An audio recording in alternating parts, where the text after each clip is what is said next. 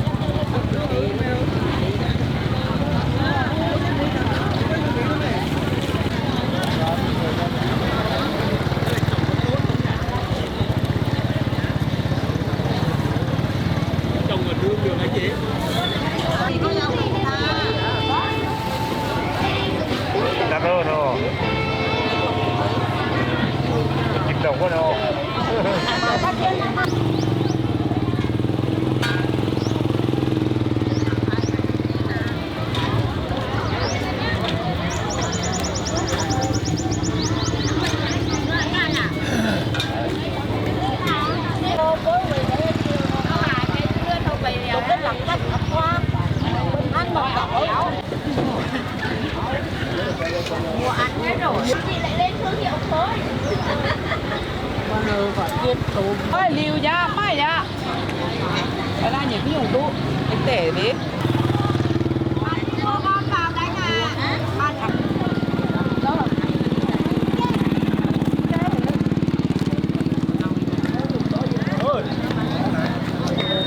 Tôi lấy 2 quả nhỏ ạ. Phải liều không? Hai đấy thôi.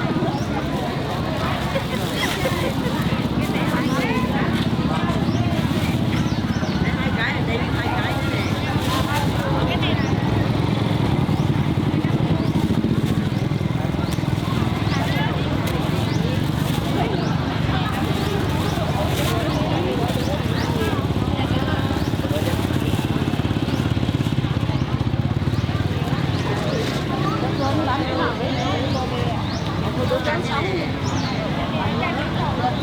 Có cải chú ơi.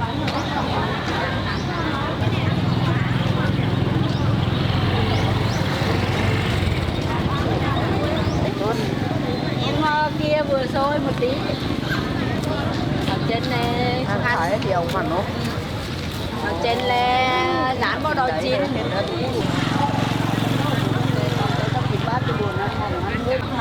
Để nhấp chè lúc trong ta lắp đó.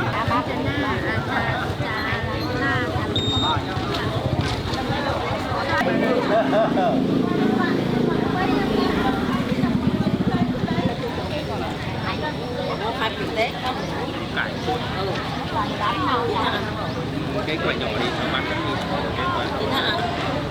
Cái quả. Xem cái này cháu tự trồng này. Cái nhỏ đi. Lúc nãy về mình thấy có nhiều nhưng mà bây giờ qua lại là ấy rồi. Con lấy mấy quả. Bật mấy ngày bên dài thôi. Cái này bánh này bán nói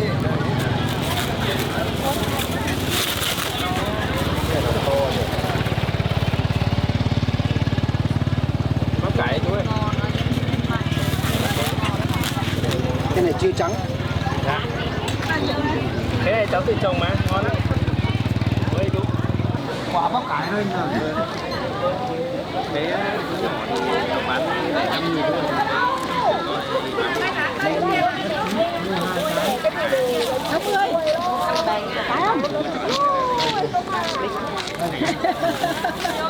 Nhiều tiền đường quá.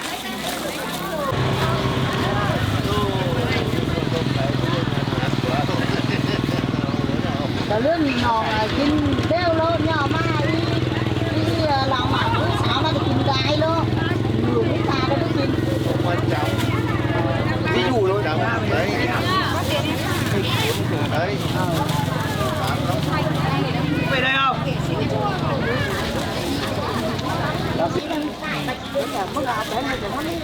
Có mi bọc nhà rồi. Nó mi không nghe cô.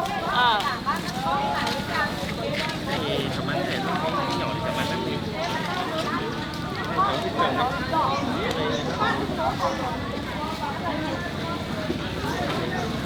Bạn hết rồi.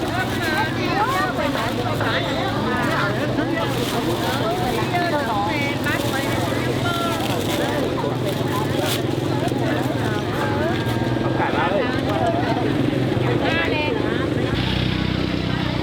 Để bà đếch y bảo con ấy cũng phải học ra cho tôi y bảo cho tụi Linh ra.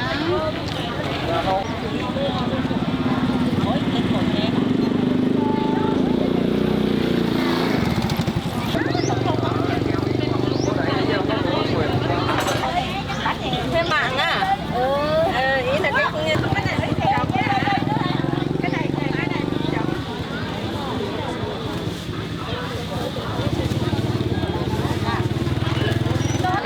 Cải đi.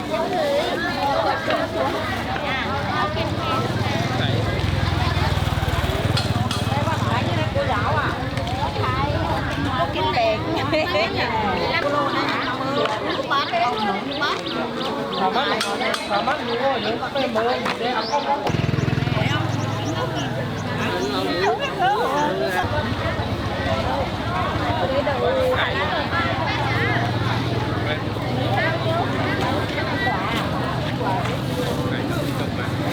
Đổi cái này đi, vợ anh bảo cái này cũng thích ăn. Đấy chưa hấu phải trồng được.